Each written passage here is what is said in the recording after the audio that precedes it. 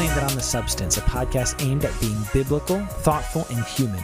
Join us each week as we engage the culture without the culture war. I'm your host, Philip Marinello, here with my buddies and co-hosts, Trevor Aiken. Yo, what up? Got it in 3, man. Nice work. Thanks. And Vince Edwards. What's up? So this week, things are a little informal. We are busy fellas, and this has been kind of a heck of a week for all of us. Why are you such a busy dude, my man? Well, I mean, shoot, I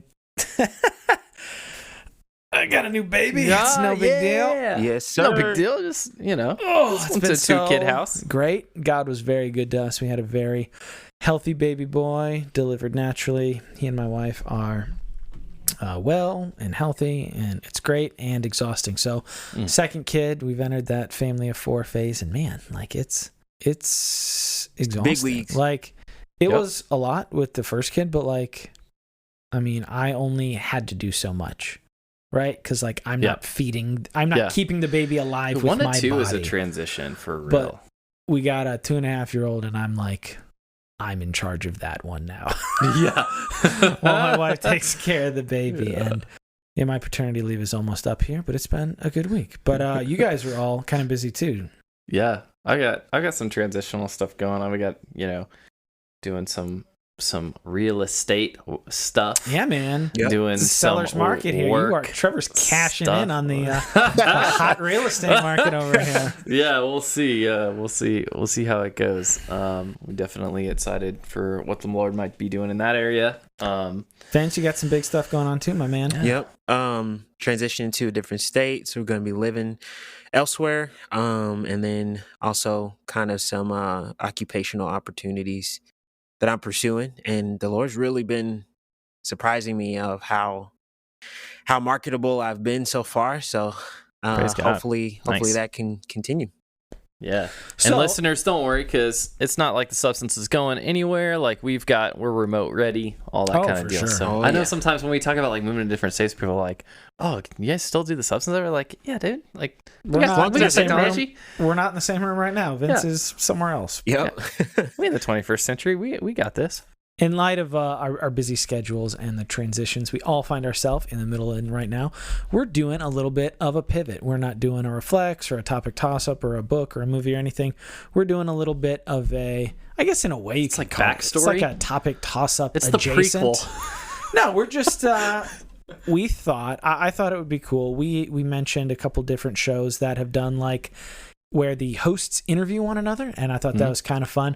And my wife actually suggested to us a while ago that, hey, like, your guys' show is cool, and like you talk about a lot of important stuff, but I also think because of the nature of what we do, we're not as personal of a get to know us kind of podcast as some other ones. No, I think it totally makes sense because like if y'all have been with us for a while, like you've listened to us. We jump on IG Live, we talk like our shout-outs kind of give you a window. But you listen to us go in on like some hefty stuff, and it's like, we kind of purposely don't front ourselves in that because we want the ideas to take the lead. Yeah, we don't want to build our. And it's not about our brand or be celebrities at all. It's not about us. Like we kind of eschew that. Like we want to be active in our local ministries and things like that. This is kind of to create a space for these kind of conversations and create a home for people who think about these things deeply, but maybe don't find a spot for that in their current community, right? We want to build a community of biblical, thoughtful human folks, and to have a space where maybe the world who is interested in faith can kind of see people of faith thinking well, which is not always readily available. So thanks for joining us. In light of that, we're going to run through questions here for as much as we have time. This isn't so much a question that'll have all 3 of us answer. This is kind of like an origin story question. One of the listeners said, "Hey, how did you guys come up with your podcast name?" So how did we come up with The Substance? I remember us going through a bunch of really bad names first. We had a couple. I probably have that on my legal pad somewhere. We had two different nights where we had a couple of hours where we just kind of really like wrote the blueprint of the whole thing, like dude, the name, the format, all that stuff. So we were trying to we really wanted to center on the idea of a podcast that would center on truthful ideas and truthful topics. And I think that like a discussion show that got into real things but wasn't sensational. Yeah, we definitely wanted to kind of take some of the things that we wanted to hear from in a Christian podcast. Like, we listen to a lot of podcasts. Yeah, all sorts. I listen to tons of podcasts. And there was a lot of podcasts that we love, but we felt like there was a lot of Christian podcasts that didn't really fit the bill for what we were looking for. Like, because when we looked at the landscape of Christian podcasts, a couple of different genres of Christian podcasts. You've basically got like sermons. And then you have podcasts that are like very much in the realm of like theology and like academic approaches to the Bible that are either like for professors or for like people who are just really deep in and nerding out over theology, which is dope, but also isn't accessible for everybody. Sure. Well, then you have, so I'm the big books and movies and culture guy. Then you have, no shade to anybody specifically, but you have a lot of like kind of Jesus jukey podcasts where they're like, I love music, or I love movies, or I love comics, or I love whatever, video games, but I'm also a Christian, so let's talk about how the newest, I don't know, like... And I don't think we're saying any of these are necessarily bad or whatever. It's just about like, none of these really check the box for what like we wanted to just throw on our podcast feed. And also practically, if we are not trying to like build an empire or make a huge name for ourselves, but we're like, well, if we want to do this and make it worthwhile, like where is the, if we're using mercenary terms here, like where's the openings in the market? Like where's the need? So we went back and forth a lot. Are you looking for your notes? I'm actually trying to see if I could find the note I had of like all of the stuff. I do not remember any of the names was like suggested. Like truth. I remember one of them specifically was truthing. You had a bunch of okay. I love this man. Trevor is, other than like my mom, Trevor's the relationship I've had the longest in my life. Trevor had some terrible names. Trevor was like punning it up. What I was like, going for like 1,000 notes for every yes, man. No, I was just like really throwing spaghetti at the wall. You had some terrible like puns with truth. You're like, truth, like what? So like one of the things I was trying to take off of was like, so in Ephesians chapter 4, Paul, in the Greek, Paul uses the word truth as a verb, and like you can do that in that language. Was one. And like I think truth as a verb was actually one of the titles. Truth is a verb, or truth as a verb, and I was like, hard no, axed. Get that out of here. No way in the world. Yeah, so like Trevor had a bunch of terrible ones with the word truth in them, and I'm like, we both want to do a thing where we talk about true things, but these are terrible. Somewhere along the line, like I think substantive was a Hebrews, adjective. Right? Like faith is the substance of things hoped for, the evidence of things not seen. And like, was that a part of our discussion? I don't know if that was necessarily part of it, but like something that is at the substance, like that comes and the idea of substance as opposed to fluff, or as opposed to lightness, or as opposed to what was our original tagline on the trailer? If you're tired of the trivial, tune into the substance. Yeah, something like that. Yeah. Exactly. It was a contrast to like so many trivial things, because that was another thing, like where, outside of Christian podcast world, like there was a lot of accessible stuff, but it was like, what are people just talking about current events, things like that. So Vince, what do you think about the name The Substance? What do you think? Yeah. So, I kind of came in on the back end when you guys already had like, after we were canceled. Yeah. About 15 episodes already in, and 12 episodes already in. Mm-hmm. And so season 1 after I kind of got on board and you guys told me, the name is The Substance, and I really didn't have any qualms with it. I wasn't like, that's a dumb name or anything like that, because I kind of understood on the front end what you guys were talking about, like you said, that open market of we found the good title, finding that good middle where Christians can engage, but it's not like I only watch pure flicks kind of side. My dude. But then but it's not like you said, Trev, it's not so academic that it's like I need to read a few encyclopedias and read like a whole bunch of confessions in order to understand. And so, but still being able to be relatable and not overly saturating it. It's not sacrificing truth in Christianity, but also not overdoing it.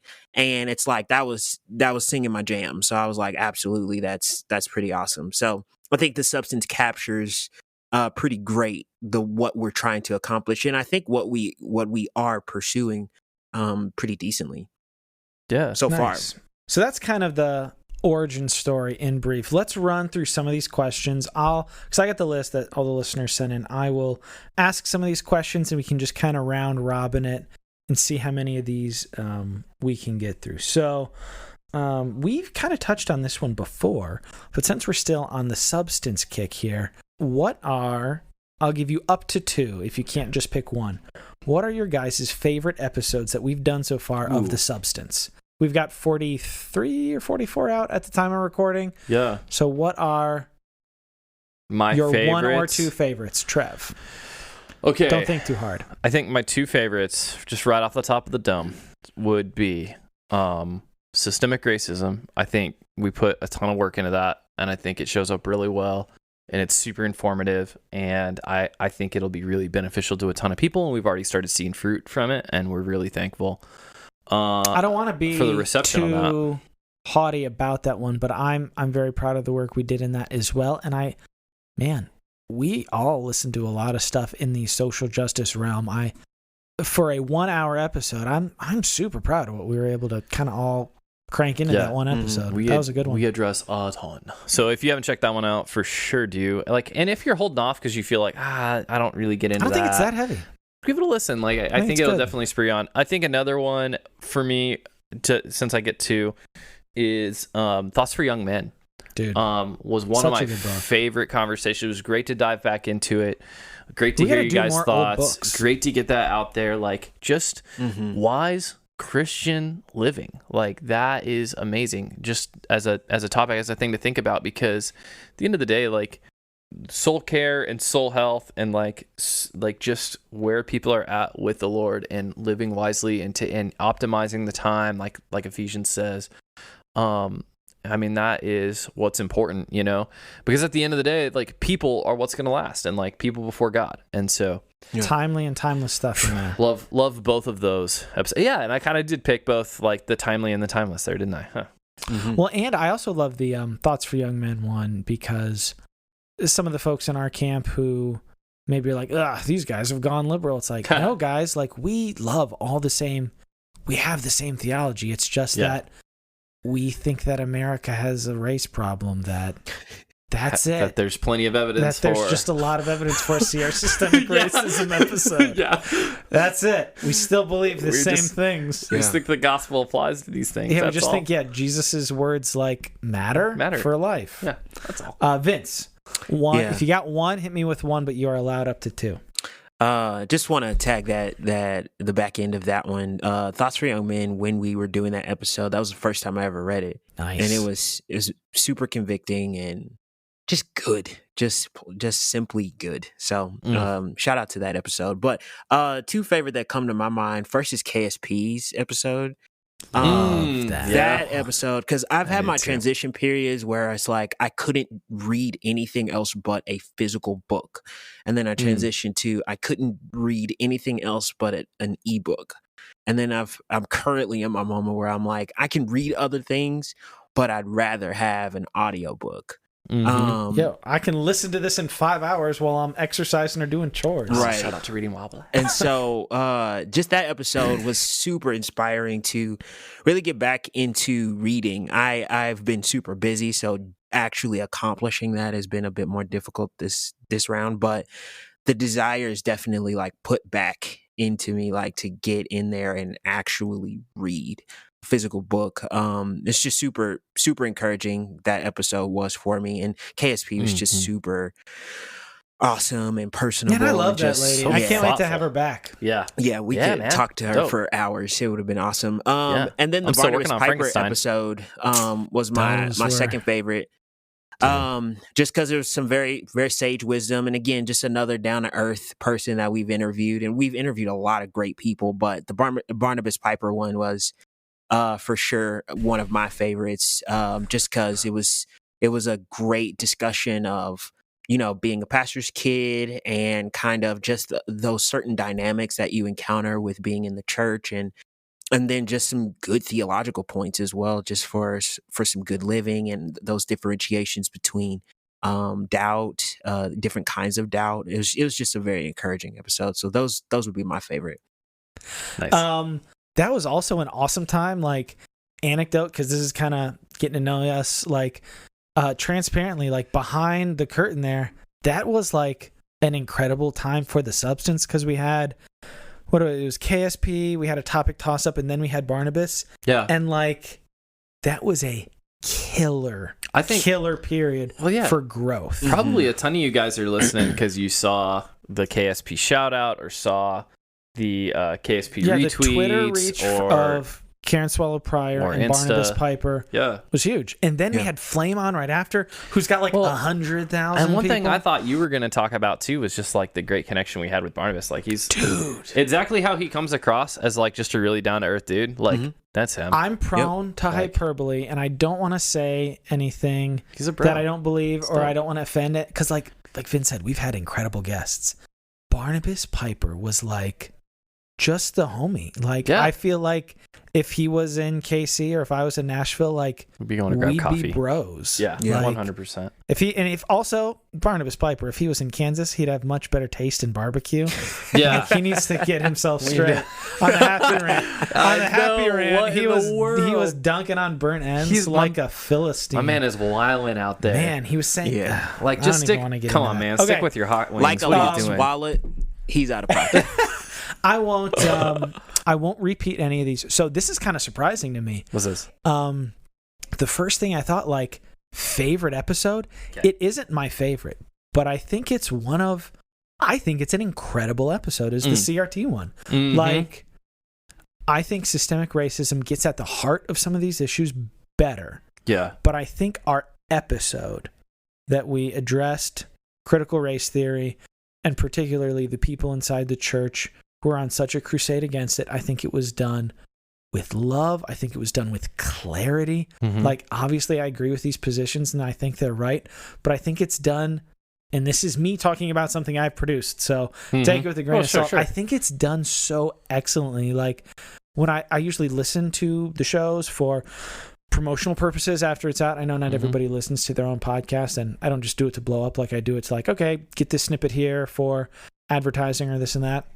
I listened to the CRT one like twice back to back, because I'm like, this is just a good show. Yeah. Like, I would listen to the show as a listener if I didn't make it. And like, 100%. And that's just an issue. Like, we didn't have a hot celebrity. We didn't have a cool book or a cool movie. It was just great. And then if we're saying too, you guys both said too. Yeah. Man, Hidden Life with Brett McCracken. Right? So good. Bro, just watch that last night? Yeah, you watched it with the fam. Yeah. So good. Okay. So good. So those are some of our favorite substance episodes we've done. Okay. Up to 3. Okay, no. Let's just do 1. Okay. Let's make it interesting. All right. Dream guest on the substance. Dream guest for me? Yep. Eric Foner.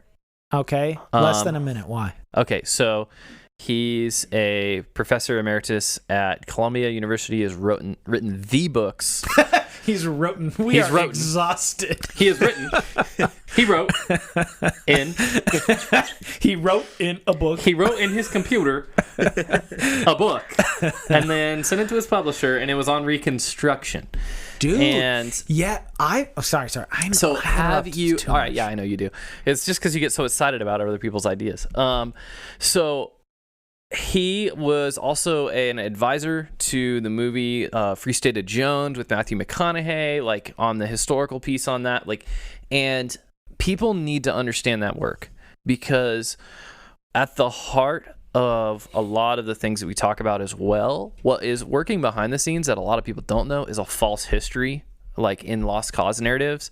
And this man has the receipts has the original source documentation, has like primary sources from the time. It's like color compromise is good, but this guy's got like, here it is. Yeah.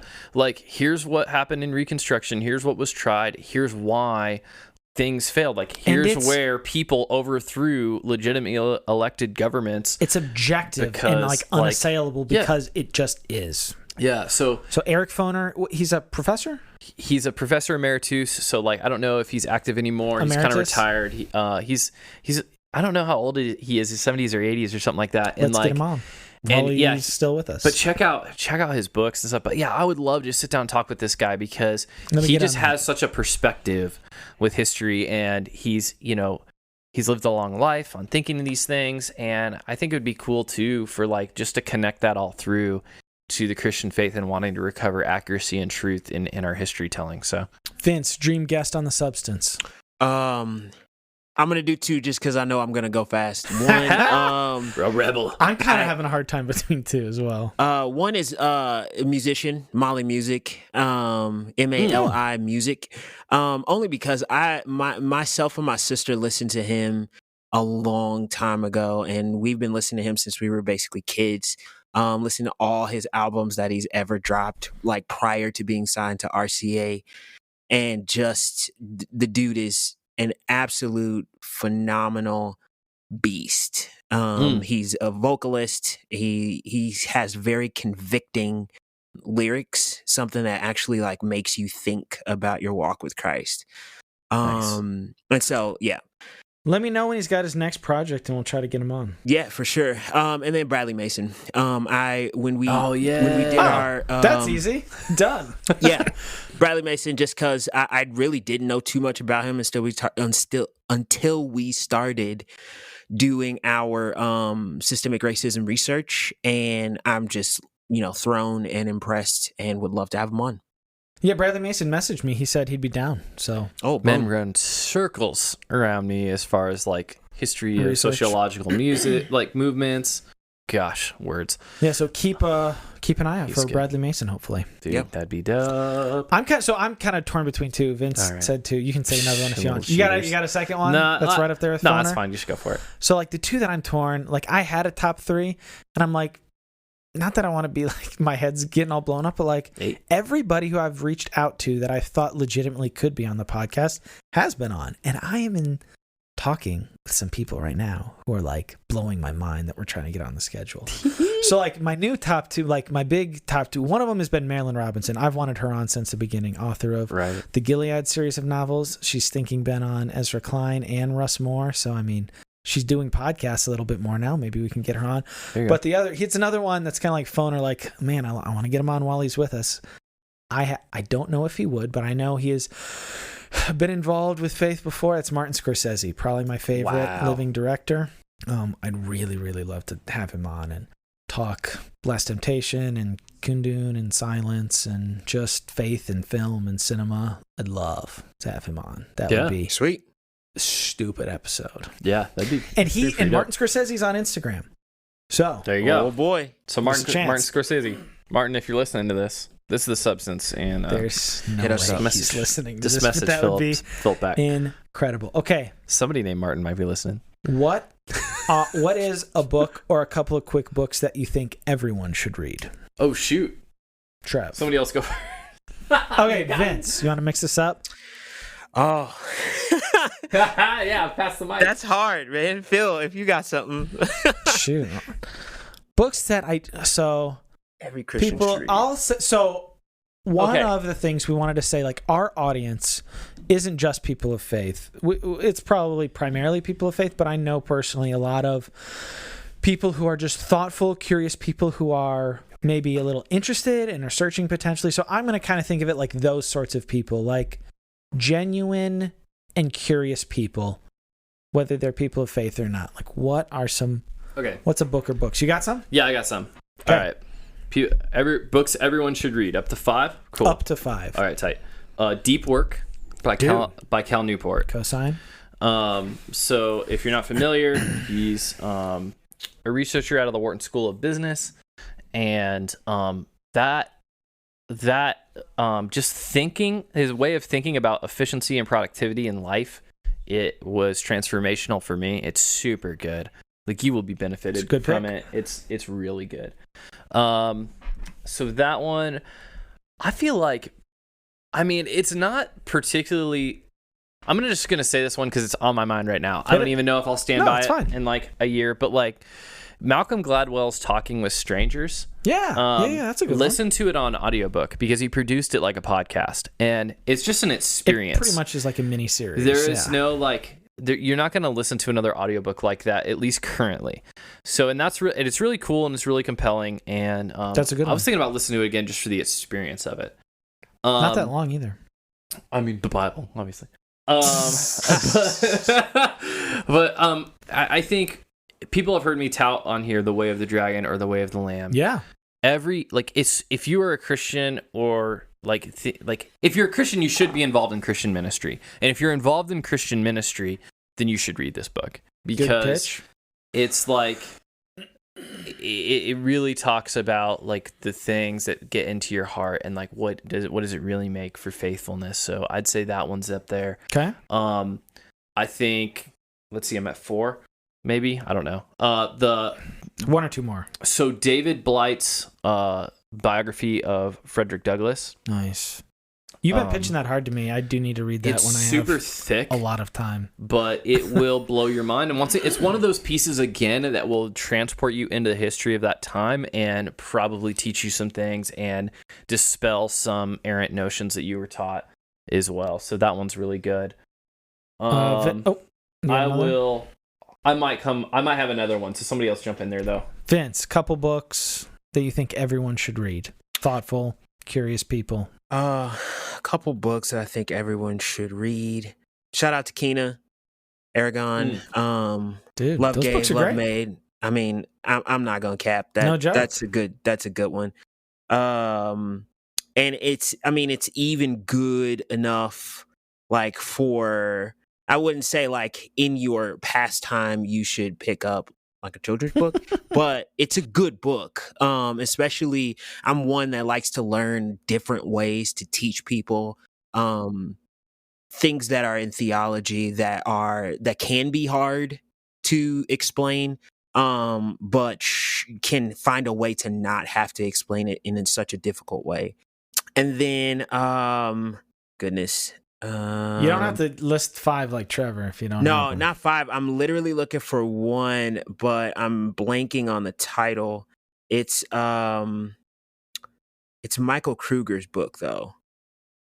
Oh, the Question of the Canon? Questions in the Canon, yes. That is a very good book. That's a good one. Textual criticism is a huge thing, and not to even go into all of that, but I know that I have a lot of non-Christian friends who often, especially if, they're in a mood, they will often go to, the legitimacy of the Bible as to why the claims of Christians might not be that great.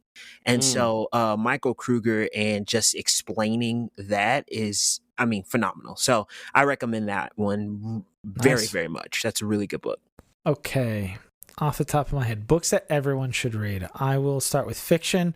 I mentioned Marilyn Robinson. I genuinely think Gilead is one of the finest works of fiction certainly ever produced in the modern time, but like it's genuinely up there. It's a very moving story of fathers and sons and faith and humanity, and it's just an incredibly beautiful book. Like that's actually one, Trevor may know this, Gilead is a book that I will, when I go to little bookstores and thrift shops and stuff like that, and I see it for like a couple bucks, like I'll buy it even though I have it to like give to people. It's Nice. an incredible book. Oh, hey, we talked about this recently. I haven't completed it yet, full disclosure, but genuinely, I don't think I've been more touched by a book in years than I have by Gentle and Lowly. Mm-hmm. It is an incredible portrait of Christ through Christ's own words.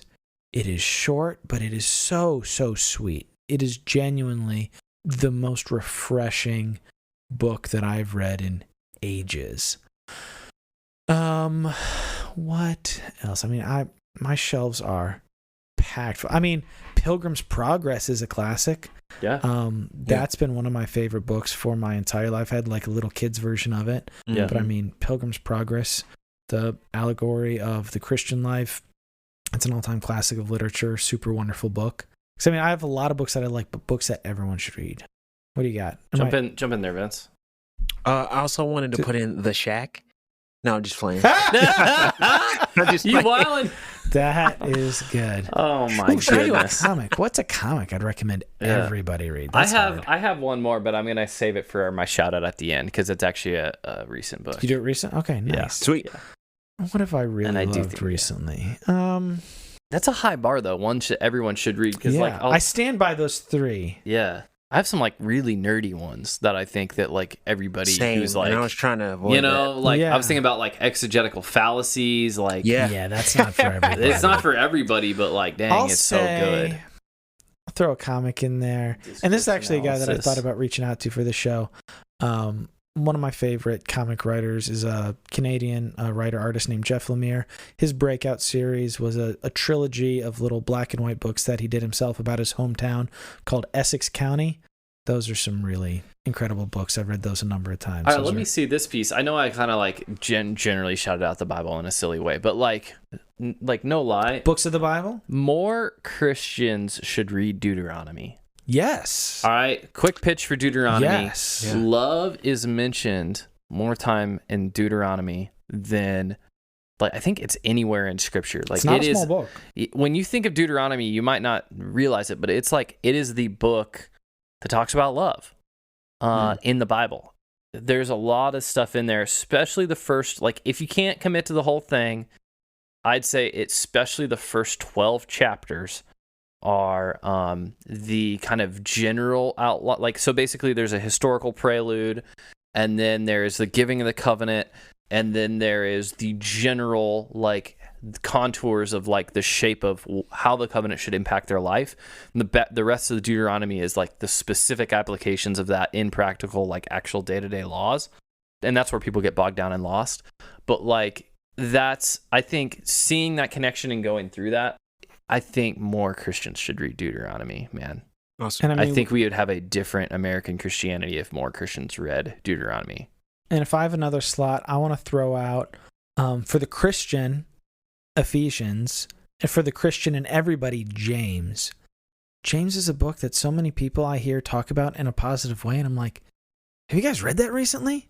Like, Word. James has been controversial in church history for seeming like, oh, like we got to do stuff. Like, this is where the works come in. It's like, no, it's not teaching works salvation, but it's teaching that if you're truly saved, like your works are going to manifest it. That will happen. Yeah. Okay. It turns out Jesus changes books lives. of the Bible really quickly. Ecclesiastes has been, Boom. I don't know why. All right. It's not the most great cheerful book.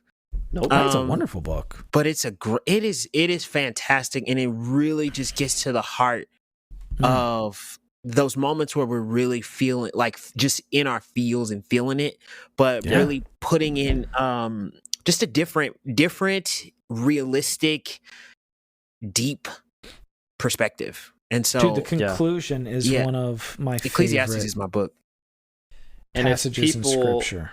If people want to like a commentary kind of guide to help them through Ephesians, I believe it is Trimper Longman who has a really good commentary in the New International Commentary on the Old Testament. Super good. Yeah. All right. I know we kind of went off on that one. That's good. That's good.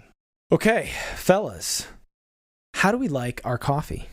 Trev, do we like our coffee? And if so, how do we like it? Yeah, so for the longest time, I was not a coffee person. My wife, Christina, got me into that. I think slowly over time, I started like getting her little coffee implements for like gifts and stuff. So like we'd get the AeroPress and things like that. And then I started realizing like, you know, like if you make the coffee the right way, if you don't just like throw it all into a thing, like it actually can taste pretty good.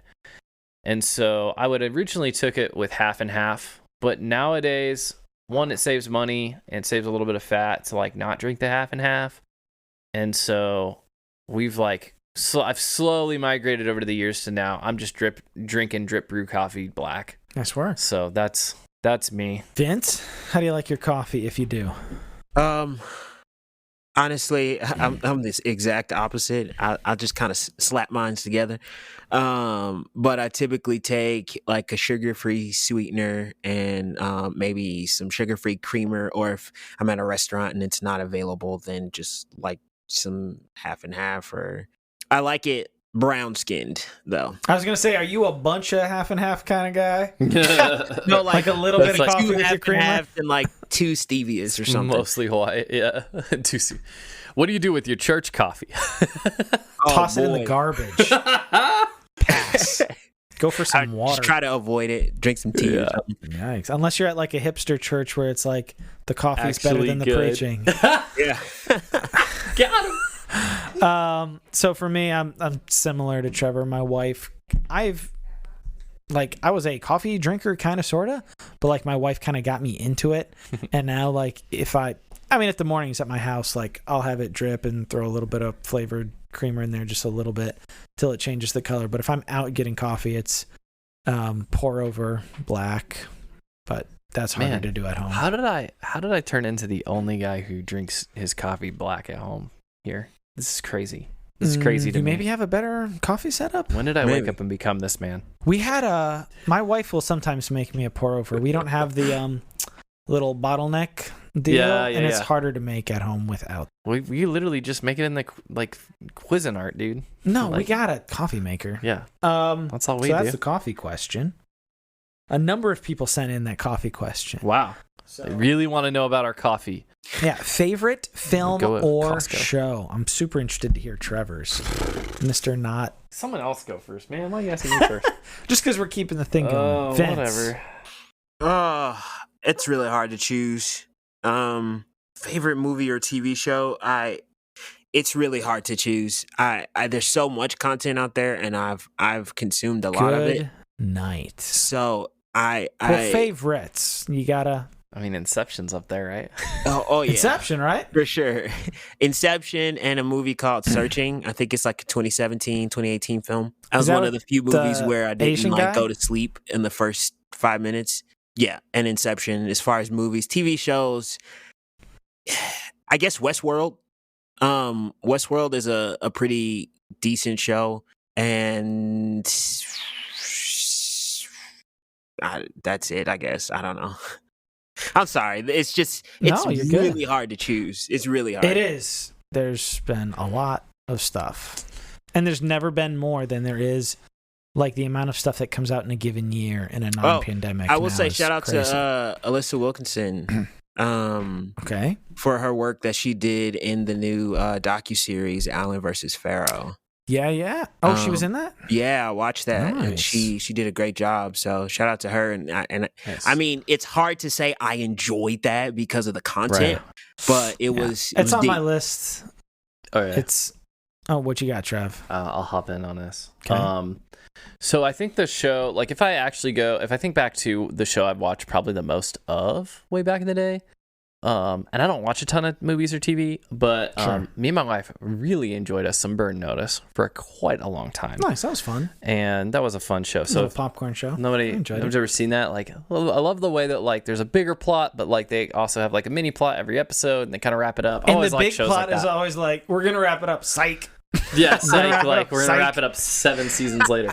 Yeah, 100%. That was a fun show. Nice. And then I'll describe the movies that I like. I like movies that kind of engage mentally, like and make you think. So that I do like Inception for that. Way back in the day, I liked Fight Club for that.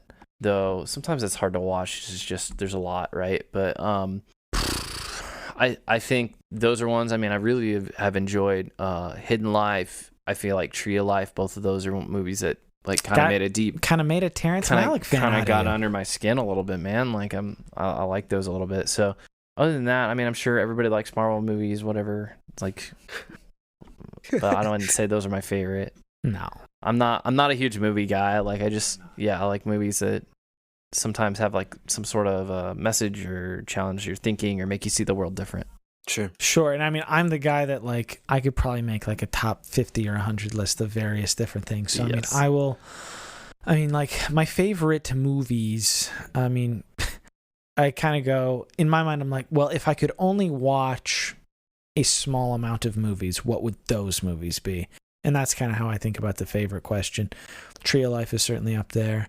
Hot Fuzz is up there. But recently, kind of, I feel like The World's End has kind of supplanted it as my favorite Cornetto movie for now. Whoa. Like, the older I get, the more I appreciate The World's End. Dude, Hot Fuzz and Hot Rod, those are fun. Yeah, just silly fun movie. Ratatouille, I was super duper love. I think I had no expectations going into it, and I loved it. And y'all can keep your fingers crossed or tweet at him. Don't annoy him. Hopefully you can get Patton Oswalt on here to talk about it, the voice of Remy. Oh, sweet. Can try to reach out to him. TV, I mean, shoot, there's so much. I mean, bro, I'm at the point in my life where I like just cry at almost every kid's movie.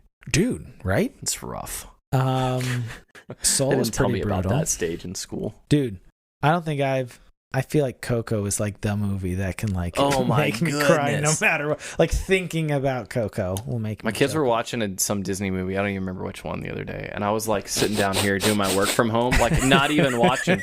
I was literally had my back to the screen, like wasn't. And it got to the emotional part, and I just literally tears started flowing as I'm like doing my schedule. Like, I'm not even engaged in this movie. I was just like, dadgummit. We are. TV. I love the ensemble comedy, like the well-written, smart ensemble comedy, like Parks and Rec or Brooklyn Nine-Nine. I loved The Good Place for being genuinely hilarious and very thoughtful. That took the boxes for me, yeah. I'd love to have some of the people involved with the creation of The Good Place on the show at some point, whether it's writers or actors. Like, that was a genuinely entertaining, fun, and funny show that talked about real stuff.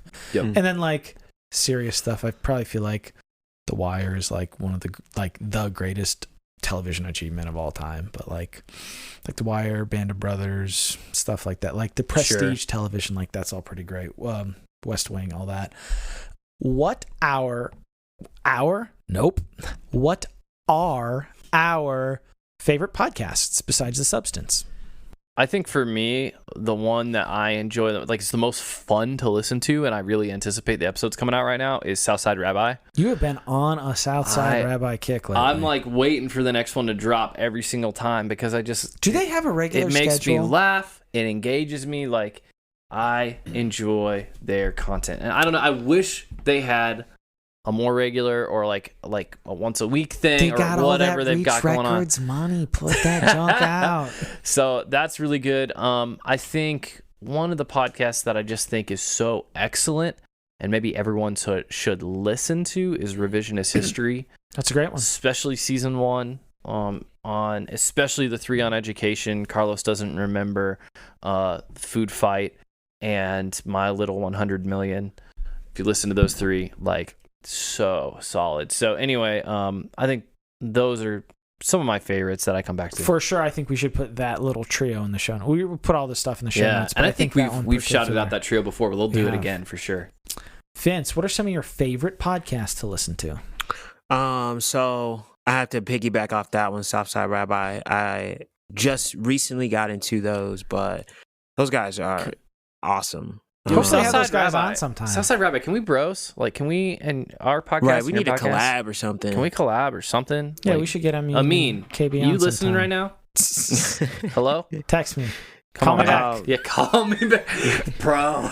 That's an old school one. He might get that one. He might get that one. Love that neighborhood, obviously. Yes. Huge shouts out to Jesse Eubanks and his team. Dude, yes. All the shouts. Just good content. And then I've shouted this out before, but it's been a minute. Luther in Real Time by Legionnaire Ministries. Oh, yeah. That one's been really good, and it's just it's cool because it almost is as close as you can get to time travel as ever, because it's almost like you're experiencing the events that Martin Luther went through in real time. So I really enjoy that podcast, and then I just started getting into the Holy Post. So shout out to Phil Vischer and his team. Yeah, hopefully we'll get all of them on. That's for another various one. shows. Like Sky. I love all Phil, those guys. Christian's already ready to do one. Can we all? We just got to get. I want to do a movie with Sky because I just found out Sky has a movie podcast. Nice. But yeah, those are mine. Those are my Those faves. are good ones. Those are good ones. I want to add one. I'm sorry, Philip. No, do it. This American Life. I'm also at the point of life where the best. This American Life makes me cry every single episode.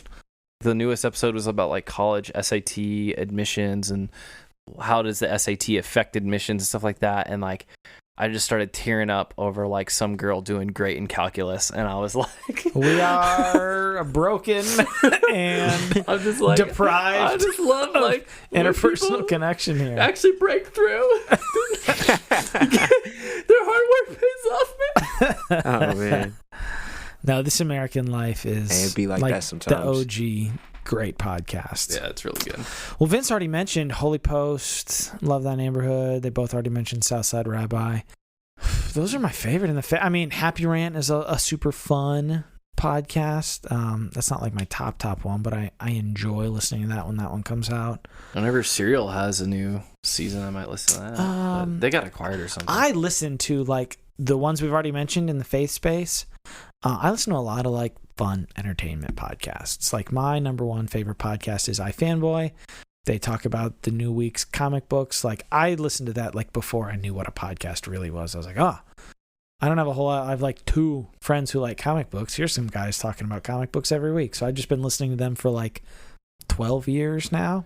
What is your like? How do you get your Gary V content that you like? You're like really into that kind of I love side Gary of V, stuff but, too. I mean, people don't really know that about you. Like you're kind of into big the entrepreneurship stuff. Kind of like, and this is kind of funny. Trevor razzes me for this sometime. Oh, I do. God is sovereign, but I truly do believe that like our attitudes and the things we tell ourselves and the way in which we kind of like build our game plan for whatever venture or thing it is we're trying to accomplish, like we can be a lot more successful. Like Trevor's like always dunking on me for Gary Vee. I was like, bro, look at all the guests we've had on this show. I'm just running Gary Vee's playbook, so you're welcome. No, it's good. I listen to his podcast occasionally. Like I go through periods of like going hard, taking in his content, but then like I'm executing and then I don't need it because like he's got about 4 or 5 messages that I know, but every now and then like I need to kind of go back to get refilled up and re-psyched up to kind of go out there and do it. But I don't know if it's Gary Vee so much as like you are a born networker. Like you keep up with people for like that we haven't seen since 10 years ago. And like that's true. And like you have no qualms just and part of that is you have no qualms just reaching out to somebody and being like, hey, what's up? And like humans respond to that. Like a lot of people aren't gonna like just shut the door in your face. Brett McCracken was our first big guest, and I have been on and off corresponding with him for like a decade. Like I read his reviews when they first came out. Exactly. And then I'm like, hey, I'm watching a podcast. I know you're like Terrence Malick's biggest fan. Do you want to talk about Terrence Malick with us? You see the connections, because you keep up with folks. Yeah, 100%.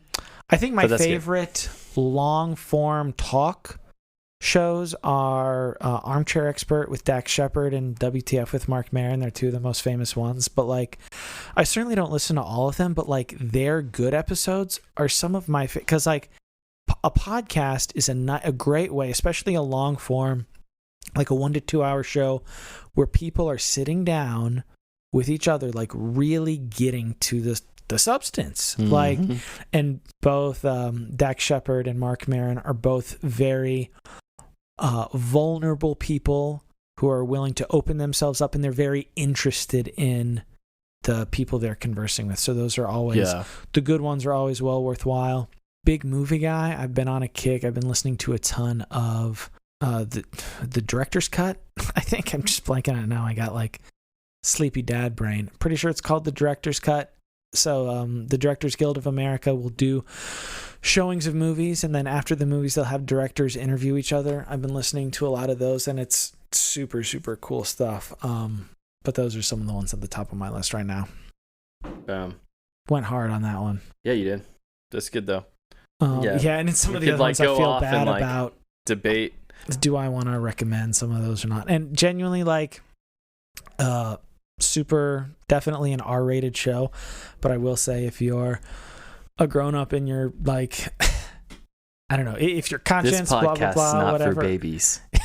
I would say the first arc, the first 69 episodes of the Adventure Zone. The Adventure Zone. I've listened. there are 69 episodes with like intervals here and there, like, and they're all well over an hour. Some of them are like 2 or 3 hours. Yeah. I've listened to it all the way through twice. Yeah. I think it's great, and that's when that makes me cry. It's definitely mature content, but like there's Very juvenile, storytelling, R-rated humor here and there, but like it's so compelling. It's a really good story. The way that Griffin was able to like make a D&D sesh turn into like basically a genuinely gripping fantasy like epic, like a Lord of the Rings quality, almost like world building, like a 7 arcs that were like they're all their own genre, like murder mystery, Mad Max style race, like a game show planet or whatever, but like the way that they're like, and it started off as a goof, but then they genuinely like entwine these stories together to like genuinely be incredible. Yeah, and like I've tried listening to a couple of their D&D podcasts, and I'm just not into it because it's like these people. I did try to listen to Dungeons and Dragons D&D podcast after I listened to the Adventure Zone. It's just not the same. The first arc of the Adventure Zone is honestly like that should win awards. It's incredible stuff because they were willing to bend the rules of the game to tell a better story. Yeah, and to be part of a better story, and like that, and like their family, awesome. like they were having an excuse, 2 brothers and their dad, to like engage together. It's pretty good. We're geeking out hard right now. Definitely R-rated. Yeah, definitely juvenile and whatever. People listen to worse. Come on now. I'm just saying. I don't. But yes, people should be aware. Listen, you've heard our cursing episode. People should be aware hear it and be like, "Oh, it's a fantasy thing. Play it for the kids." Yeah, play it for my 14-year-old. Like, no. Yeah. But you also hear worse. That was basically a mini substance shout-out session. Let's transition to the actual substance shout-outs. As we do. Sure, yeah, I'll hit my substance shout-out this week. Oh, yeah, you teased it. You got a book? Yes. So, Esau McCauley is a beast. Everybody should listen to the episode with him on it on Russell Moore's podcast, Signposts, and on Southside Rabbi, and on the Holy Post. That was like a shout out for the Esau McCauley. Southside Rabbi was a shout out for you recently. Yes. But then I went and I listened on script to his Reading While Black on audiobook, which he reads. I know, because he's a beast. And he read his own book the thing, which I've very few books on there are that way. Respect. Which, mad respect. And it's just so good. Honestly, it like fit a hole, I felt like, in like my reading life, because he's approaching these issues like, what does it mean to do policing in a biblical way according to the Bible? Like, how can we think about that? Do we have verses that actually have anything to say about that? What are the inferences we can make? And he does it, and he gets there, and it's like, whoa, like that actually does apply. That makes sense. Social justice, that kind of stuff. And then, but he's doing so in a way that is theologically conservative. Like, he interacts with a progressive tradition, but at the same time distance himself from that because he's not part of that. But then also he does that with empathy. He doesn't dunk on those guys because he understands that, like, these guys were living in a time when they were black, so they weren't allowed to go to conservative seminaries. Like, so it kind of makes sense that they were in these traditions. At the same time, like, here's what the scripture talks about. And like going back and forth between those, I mean, the whole thing where he's talking about, like, he quotes Outcast from the beginning. Mm-hmm. Starts talking about Achimonite. I am glad that I listened to Achimonite after that. He actually said I am glad that it was not called Achimonite theology. I know, hilarious. It's kind of a cool idea. No, but that's a really bad title. Is a great title. It's a good title. Achimonite theology is a cool, like, spitball no one reads title. That. No one reads that. But everyone, I will say this, like, I don't care, like, Christian, non-Christian, black, white, doesn't matter. Like, everyone should read Reading While Black. Like, I almost am a little, like, listen, Reading While Black is the title and should be the title of this book. But I'm really concerned that white Christians are going to look at that and being like, well, I'm not black, so I'm not going to read it. No. Y'all need this book. It was written for black folks, but I think that there's a ton of value in that. And honestly, like, it's one of those things with art. I'm sorry, I'm going in on this one, but like, it's one of those things with art when if you write or make something that tries to be appealing to everyone, boom, as opposed to being genuinely uniquely you make something that's for no one. Yep. And by making a book that was written to his community and coming from his experience, but was informed from the scriptures and like was bringing hermeneutical insight into it from the lived experience as well. Like, he wrote a book that is timeless and it is to his culture, but it also will transcend that because he was able to hit on truth.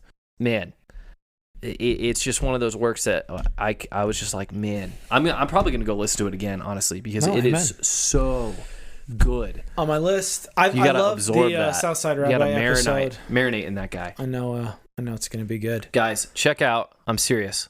It's like, stop listening to this podcast right now. Don't even listen. No, I'm sorry. Just listen to our shout-outs too. Just listen to their shout-outs too. And listen and subscribe. But as soon as you're done listening to their shout-outs, go jump on Reading While Black, like right away. Sure, we have some good bloopers here too. No, that's good. I'm just messing around. Shout-outs. What did I have? Vince, do you have something right now? Yeah, I'm gonna keep it short. Is it music? It is. It's a young lady named Latice Crawford. I give these music references not to be like, oh, look at all the underground people that I listen to. Haha. It's seriously, I'm trying to bless your playlist. For real. It's you might feel it, but it's not for that purpose. No, I'm just playing. It's not for that purpose, because I just want to bless your playlist with some people who really know how to sing or do instrumentation or producing or lyricism well. This young lady, when you talk Say about... the name again? Latice Crawford. Latice Crawford, okay. Latice Crawford. And yeah, some pins and needles there. I'm gonna tag you in some stuff, but she's got one where there's a page on Instagram called Legendary Riffs, and they just kind of post people who do like really phenomenal vocals. Nice. And they posted her a few weeks ago, and she was doing one where she was singing "Holy Is the Lamb," a song written by Oleta Adams. And if we have any kind of old school singers or listeners, then they'll know who that is. And she was just, long story short, she absolutely demolished it in a great way. She's just a absolute beast. Her vocals, her breathing control, it's such a blessing to listen to her. So Latice Crawford, if you have some time, definitely listen to her stuff. Latice Crawford, I promise you I will listen if you send me a link. I always forget the names of the people you mentioned because I've never heard of them before. So mine... It's bringing the deep cuts, it's actually a little similar. He's blessing your playlist. I shouted out the Director's Cut podcast earlier. My shout out this week is an interview YouTube series, or I found it on YouTube. I think it's actually just a television series on Robert Rodriguez's El Rey network, the TV station. It's called The Director's Chair. And I watched a ton of these videos over my paternity leave here. One of the things that I did on my paternity leave was I watched a ton of Michael Mann movies, and a bunch of them with the director's commentary. So when I had free time, I would just watch through his movies that he had the commentary on. And that's the guy played by Matt Damon, right? You're a ding dong. So yeah, no, the director's chair. Robert Rodriguez is like one of like the super independent guys that got he got super huge. He's got his own network now. Like his first movie, El Mariachi, was made for a couple $1,000 that he made, like donating his body to science. Like he did a bunch of tests, and you know, those letters were like, we'll give you $10,000 to like try our experimental medicine and see if it kills you. He'd be like, dope, that's gonna fund my first movie. And it did, and he became super successful. Wow. He made like the Spy Kids movies and now that's bootstrapped, stuff like that. Holy cow. That is bootstrapped, and the man bootstrapped. So I just searched Michael Mann interview to see like who he'd done interviews with, and I found this. He interviewed a lot of my favorite directors. Like he had Francis Ford Coppola on there, who did The Godfather, and Guillermo del Toro, and just a lot of really great content about storytellers and their process and their influence, and it kind of runs through their all their filmography. So The Director's Chair, the Robert Rodriguez series, if you're interested in film, it's a very knowledgeable and passionate guy talking with other creators. Super loved it. Boom. Well, something for everybody on this one. And hopefully people have gotten to know the substance a little bit better. Yeah, so that's our informal hot seat episode. If you like what we're doing on the show and you're not subscribed, it doesn't cost anything to subscribe. I know some people, that is something that in the podcast community, some folks are confused on. Hopefully, if you're listening to this podcast, you're not. But if you are listening and are not subscribed, go ahead and give us a subscribe and hit that 5-star rating. Maybe write a sentence or two about what you like about the substance. It always helps more people find us. Yeah. And also, it gives us stuff to read on the show. I haven't checked in a while, but we don't get notifications when we get those. You've heard us three guys now. It just makes us smile too. So if you just want to make my day, anytime. Be kind of cool. I saw we didn't get somebody that wrote it. We got somebody that just hit the 4-star button, which is cool, I guess. But if you're gonna hit the 4 stars, tell us what we're doing to get that last star. Yeah, how do we get that 5-star? I'd love to have a 4-star rating with a review. But let us know what you think of the show. And if you want to join us in support, the 2 best ways to do that are the anchor link in the show notes. You can sign up for monthly donations at whatever amount works for you. You can do a couple of bucks, you can do $2-3, you can do $5, you can do $10-20 a month, whatever you think you can handle that, whatever value you get from listening to us if you enjoy it. One of the goals we have is to have 20 listener supporters at the $5 a month range by the end of the year. If we got $100 a month, we could kind of build out a couple of new plans. We're not pocketing this. What are we gonna do with $100 a year? Yeah, come on. What helps us with website costs, with upgrades, with marketing, things like that. So if you value the substance, consider joining us as a monthly supporter, or you can hit us on Cash App with a single donation if you're oh man, I got to know these guys a little bit better. I like them. You want to throw us a couple bucks? We are at $The Substance Pod on Cash App. Awesome. We are on Instagram, Twitter, and Facebook at The Substance Pod. As you know, that's where we are to engage with you. If you have any additional thoughts or any other questions that you want us to answer, you can put that in the comments section. Listen to a lot of our older episodes, things that we did last week, or anything that you hear. Create your own post kind of expressing what you thought and tag us in that. And we'd love to engage. Tag us, yeah. And that is also where Twitter and Instagram are going to be the places where we do our giveaways. So if you don't want to miss out on some awesome books and just some awesome content, please make sure that you follow us on social media. Yeah. And if you have a lead to any of our dream guests, do not hesitate. Yeah. If you're Eric Foner, if Eric Foner is your uncle or your best friend's uncle, let us know. Yeah. Or if you were in his history class at Columbia or something way back in the day. Yeah, 100%. A great place to engage with ideas is Twitter, right? We use that if you have pushback, you have thoughts or things like that, hit that up. Or, we got the old fashioned way. You can send us an email at thesubstancepod@gmail.com. We read those. We also have the ability, if you want, you can give us a phone call. You will stand out because it has been a while since we've gotten a voicemail. The phone is a little dusty. We don't want it to ring, but it's just kind of sitting over there in the corner. But show it some love. 913-703-3883. Call, leave some thoughts. Listen, seriously, how's the podcast impacted you? What stood out to you? What are some things that you liked? Suggestions what would you like have to see in the for future? Improvement? Yeah. What's some topics that you wish we would cover? We love all of those ideas. Why is Trevor so wrong about Interstellar? Why is Philip so wrong about meritocracy and also weird movies? So yeah, things like that. We would definitely dive into all that. So yeah, hit us up on the phone or at the email. Once again, just super grateful that you guys have joined us this week for this episode. Hope this is such a benefit to you guys, and we will see you next time on The Substance. Peace.